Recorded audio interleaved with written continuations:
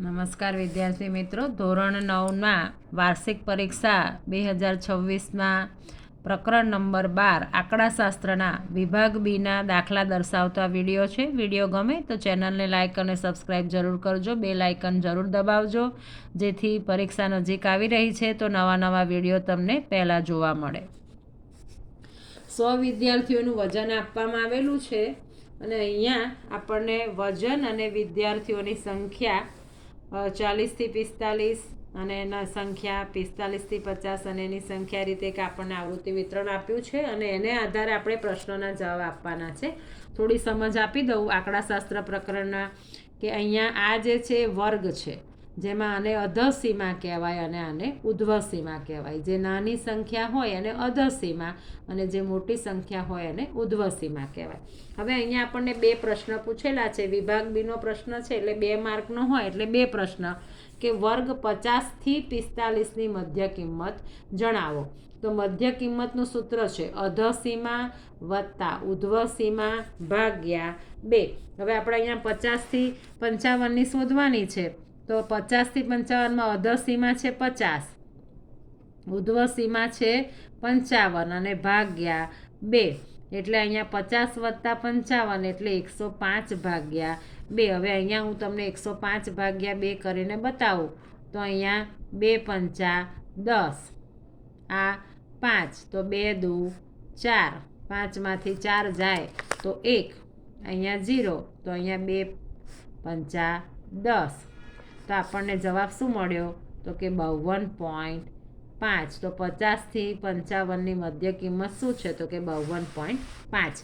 કેટલા વિદ્યાર્થીઓનું વજન 55 કિલોગ્રામ અથવા તેનાથી વધારે હશે? તો અહીંયા આપણે જોઈએ તો કે 55 કિલોગ્રામ અને તે અથવા તેનાથી વધારે. તો 55 કિલોગ્રામથી વધારે તો આ જે છે નીચેના 3 એ 55 કિલોગ્રામથી વધારે છે એટલે 15 વત્તા 12 વત્તા 5 એ આપણને એનું વજન મળશે. અને 55 કિલોગ્રામથી વધારે વજનવાળા વિદ્યાર્થીઓની સંખ્યા કેટલી? તો કે 55થી વધારે એટલે આ નીચેના 3 ખાના આવશે એટલે 15 વત્તા 12 વત્તા 5 એટલે 15 વત્તા 12 વત્તા 5 વિદ્યાર્થીઓનું વજન 55 કિલોગ્રામથી વધારે હશે. તો આપણે 15 ને 5 20 ને 10 30 ને 2 32 એટલે 32 વિદ્યાર્થીઓ જે છે એનું વજન 55 કિલોગ્રામથી વધારે હશે.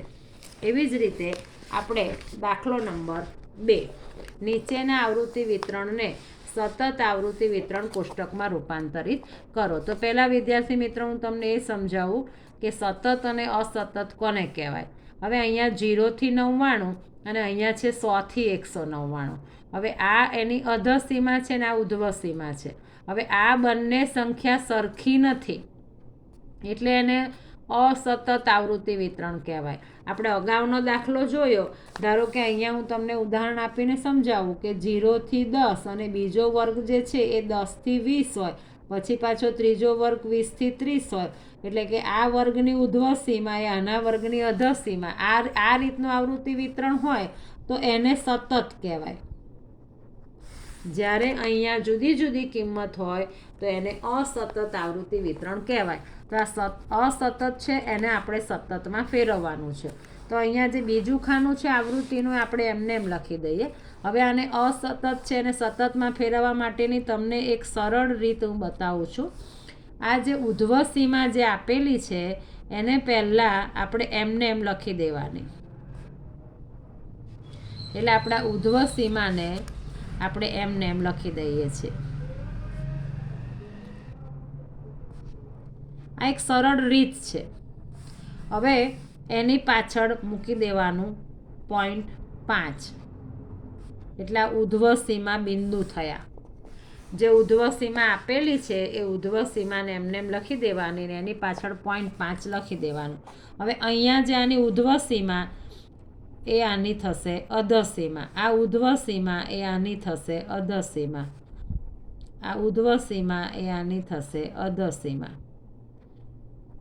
આ અસતતને સતતમાં ફેરવવાની એકદમ સરળ રીત છે.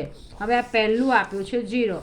ખરેખર આ ઉધ્વસીમા બિંદુ એટલે અહીંયા જે આપ્યા હોય એમાં 0.5 ઉમેરવાના અને આ અધસીમા બિંદુ એટલે આમાંથી 0.5 બાદ કરવાના. પણ આ સરળ રીતે આપણે શોધી શકાય. હવે અહીંયા 0 છે પહેલું એટલે અહીંયા થશે -0.5. તો આપણે આ અસતતને સતતમાં ફેરવેલું કહેવાય. આવૃત્તિ તો જે છે લખી દેવાની.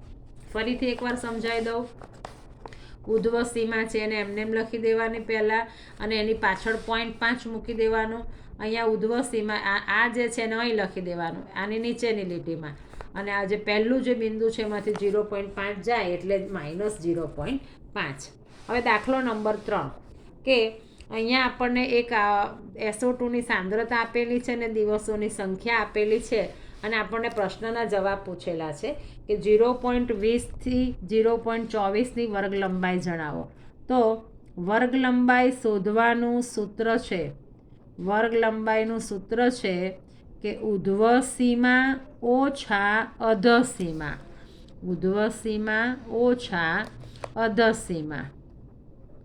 તો અહીંયા ઉધ્વસીમા છે 0.24 અને અધસીમા છે 0.20.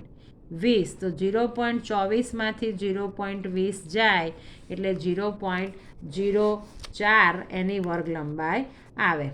એટલે અહીંયા તમને હું બતાવું કરીને કે 0.24માંથી 0.20 જાય તો અહીંયા 4, 2માંથી 2 જાય તો 0 અને આ 0. તો જવાબ આવશે 0.04. ઉધ્વસીમાનું સૂત્ર શું છે વર્ગ લંબાઈનું? ઉધ્વસીમા ઓછા અધસીમા.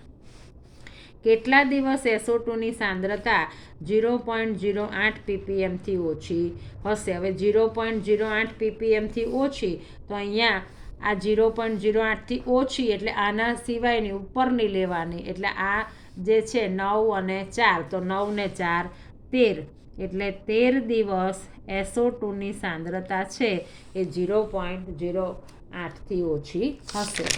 હવે દાખલો નંબર 4. 50 વિદ્યાર્થીઓ જે છે એનું આપણને વજન આપેલું છે, સાંદ્રતા આપી છે, ઊંચાઈ આપી છે. 50 વિદ્યાર્થીઓની સંખ્યા અને એની ઊંચાઈ આપી છે સેન્ટીમીટરમાં અને આપણે નીચેના પ્રશ્નના જવાબ આપવાના છે. એમાં પહેલો પ્રશ્ન પૂછ્યો છે આપેલા ત્રીજા વર્ગની અધસીમા અને ઉધ્વસીમા જણાવો. હવે આ પહેલો, બીજો અને ત્રીજો વર્ગ. ત્રીજા વર્ગની અધસીમા જે નાની સંખ્યાનો અધસીમા કહેવાય, મોટી સંખ્યાનો ઉધ્વસીમા કહેવાય. તો અહીંયા અધસીમા, તો અધસીમા શું થશે? 160 અને ઉધ્વસીમા, તો ઉધ્વસીમા થશે 165. હવે અહીંયા અધસીમા અને ઉધ્વસીમા આપણને મળી ગઈ છે. હવે આપણે આગળ જોઈએ તો કે પ્રશ્ન બીજો પૂછ્યો છે કેટલા વિદ્યાર્થીઓની ઊંચાઈ 150 સેન્ટીમીટરથી 160 સેન્ટીમીટરની વચ્ચે હશે? કેટલા વિદ્યાર્થીઓની ઊંચાઈ? તો હવે અહીંયા 150થી 160, 150થી 160 એટલે આ 12 + 9 એટલે 12 ને 9 21 વિદ્યાર્થીઓની ઊંચાઈ 150થી 160ની વચ્ચે હશે. એટલે અહીંયા 12 + 9 અને 12 + 9 એટલે 21 વિદ્યાર્થીઓની ઊંચાઈ 150થી 160ની વચ્ચે. 150થી 160 એટલે આ બેનો સરવાળો કરવાનો. વિદ્યાર્થી મિત્રો, વિડીયો ગમે તો ચેનલને લાઇક અને સબસ્ક્રાઈબ જરૂર કરજો. Thank you very much.